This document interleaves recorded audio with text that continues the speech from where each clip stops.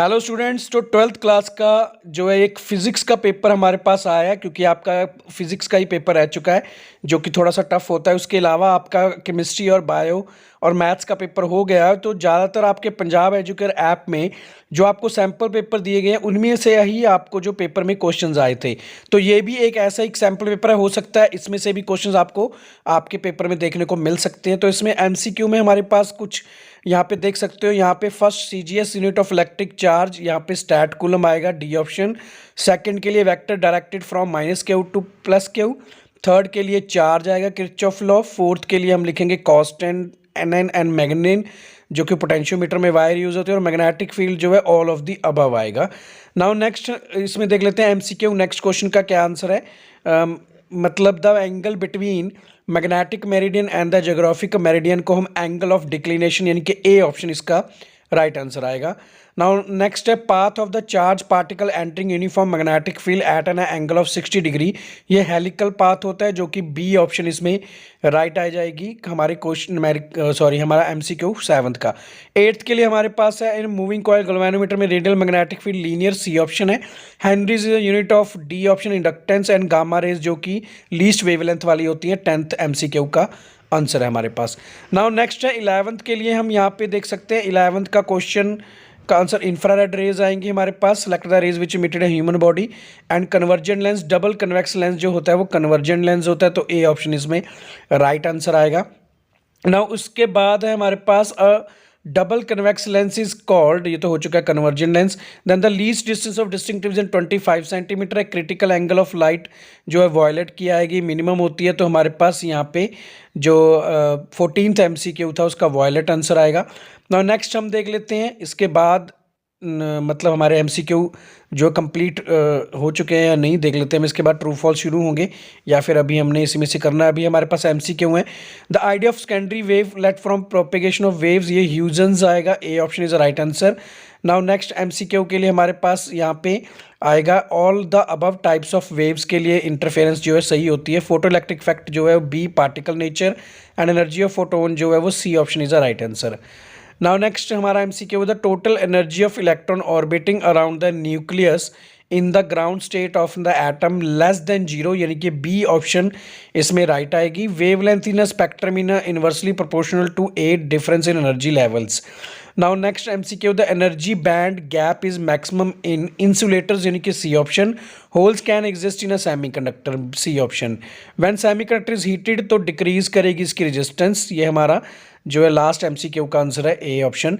Now true false भी हम जल्दी से देख लेते हैं। यहाँ पे ट्रू फॉल्स की हमारे पास क्या आंसर है।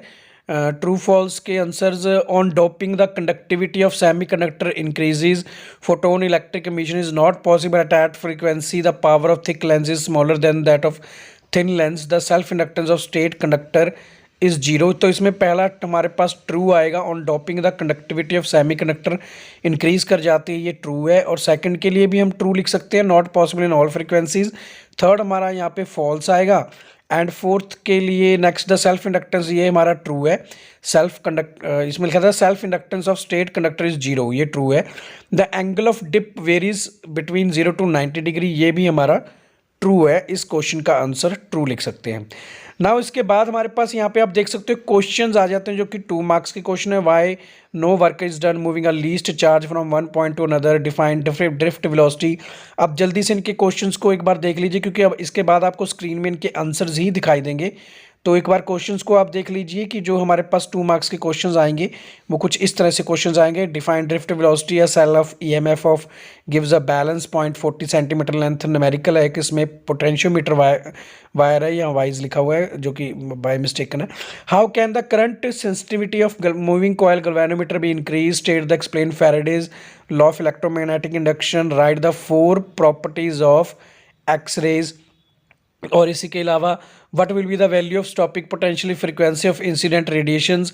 इनके आंसर्स अभी आपको स्क्रीन पे दिखाई देंगे। मैं इसलिए एक बार आपको सारे क्वेश्चंस यहाँ पे रीड कर रहे हैं हम, ताकि इसके बाद सीधा हम आंसर्स को जो इनको देख सके। अभी आप इसका स्क्रीनशॉट भी ले सकते हो या नोट कर सकते हो।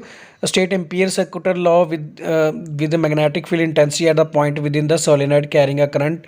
और एक न्यूमेरिकल भी है, describe the principle of working of transformer You have the find the coefficient of mutual inductance, the prove the laws of draw the explain the energy level diagram of hydrogen atom, what is a rectifier, explain the working of a junction diode as a full wave rectifier, और इसके अलावा state Gauss theorem drive electric field intensity due to the uniformly charge infinite plate.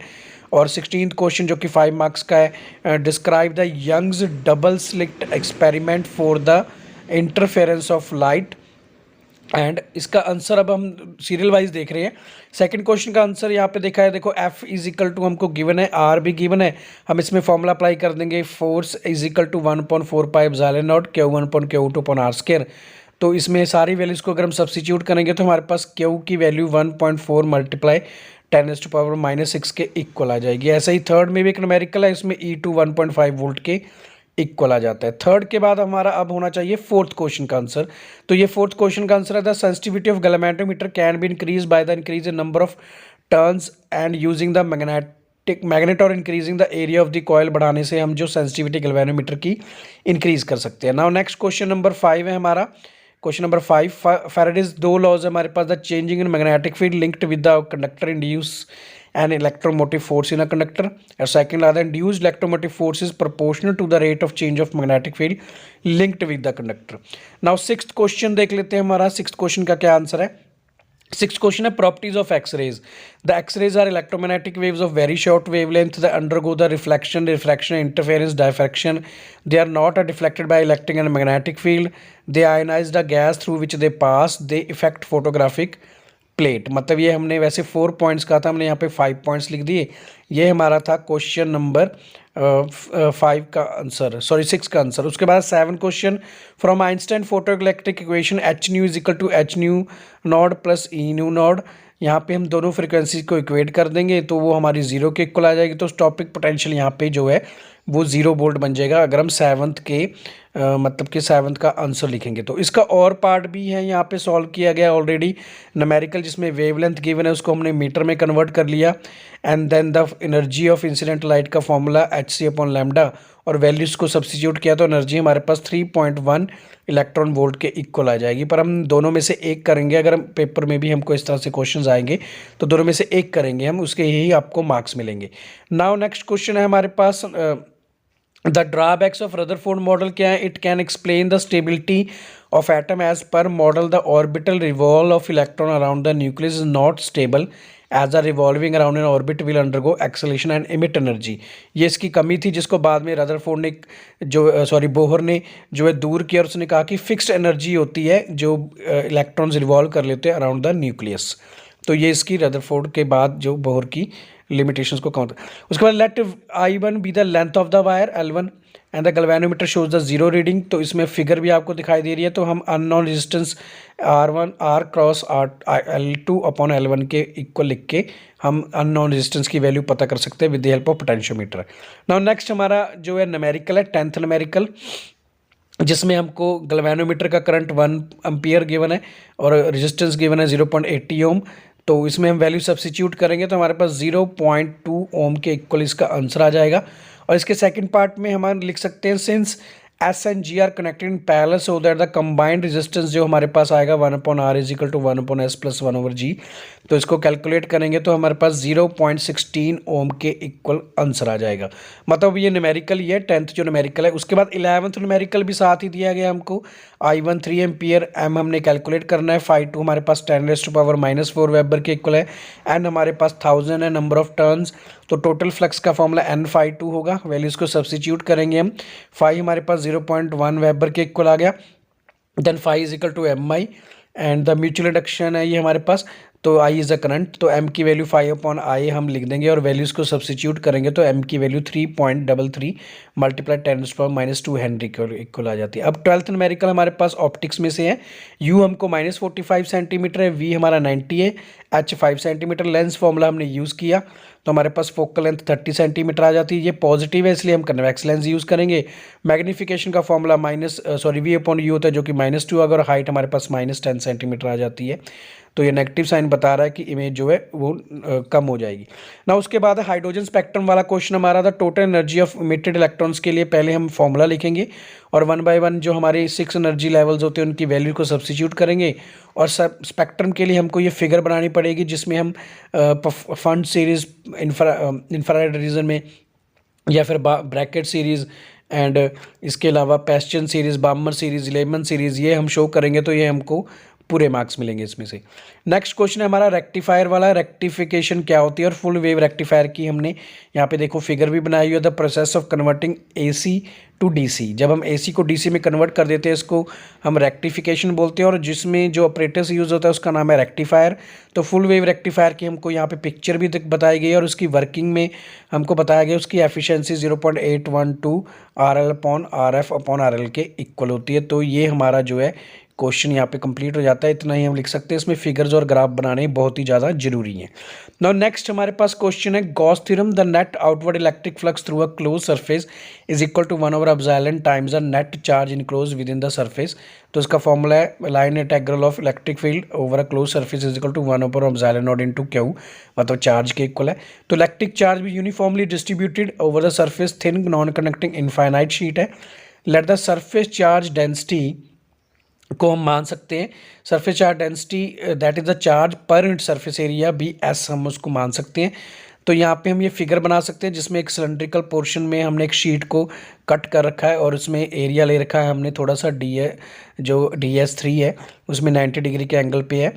तो to calculate the electric field strength near the sheet we know consider cylindrical Gaussian surface लेना पड़ेगा हमको, bounded by the two plane faces A and B, दो plane faces से वो bound किया गया है। Lying on the opposite sides and parallel to the charge sheet and the cylindrical surface perpendicular to the sheet by the symmetry, the electric